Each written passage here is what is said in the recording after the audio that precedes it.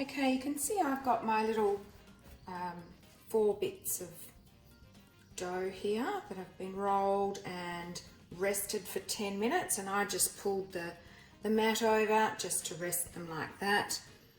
And we're making our beautiful killer toast with my oat and seed blend, so a little bit higher fibre.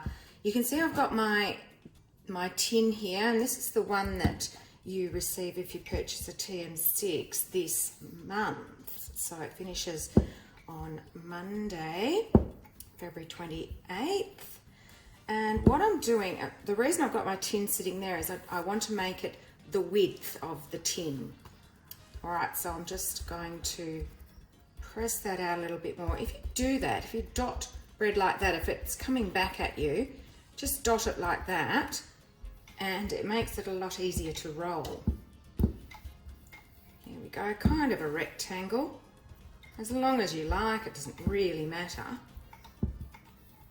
And pull it out a little bit.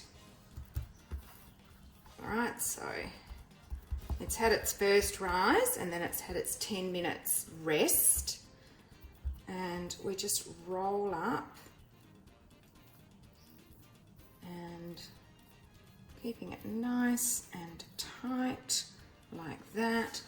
Pop it in the tin, and we do exactly the same with all the rest. All right, I'm going to do that. It's got a few air bubbles. It's probably rested a little bit longer than I should have. But that's okay. It'll be fine. Okay. So this is basically the killer toast recipe. I've just altered it a little bit to warm the milk and the yeast without the egg in it.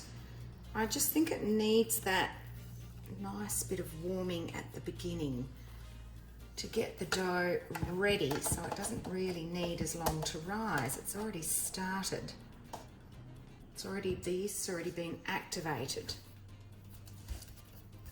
Okay, so we're up to the third one. So far I've got those in there like that. That probably could have been a little bit further along, so it should be about halfway. There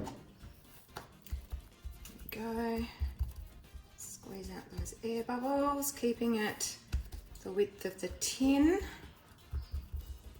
So the tin with the lid is amazing for making your square loaves. It's brilliant. If you've got kids that want proper shaped bread, or bread that fits in the toaster or in the lunchbox as sandwiches, well, this one's perfect. It's very, very soft dough when you first make it. Don't be concerned, it is a soft dough. It's very high hydration, so a lot of liquid to flour, which makes a soft dough.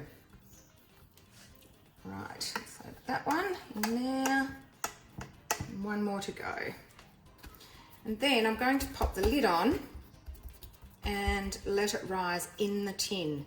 Now, it could take an hour and a half to 2 hours, depending on your kitchen. Mine's nice and warm at the moment because I get the sun coming through this window. And it probably will only take an hour. Now, it's probably a good idea to grease the lid. You don't need to grease the tin. The bread does not stick to the tin, but you may need to grease the lid if you're going to be worried about it sticking. And you can actually slide the lid back a little bit to check how far the dough's risen.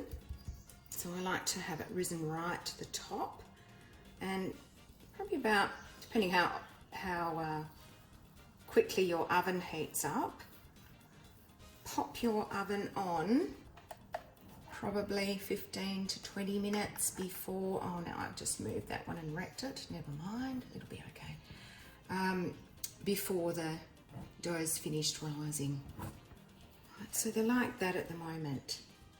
Okay, I'm just sort of rolling them along to make sure that they're a bit separated, because they're going to join up and rise to the top of the tin.